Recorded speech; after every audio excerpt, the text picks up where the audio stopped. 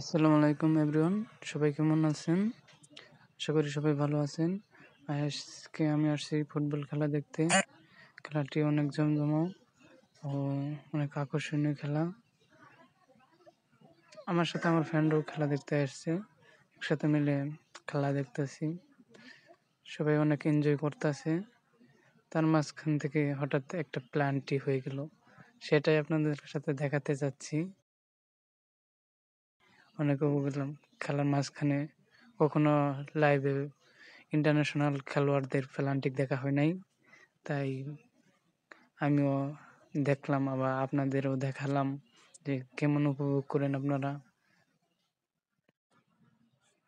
সবাই তাহলে দেখেন, আমি দেখি গোল হয় কিনা।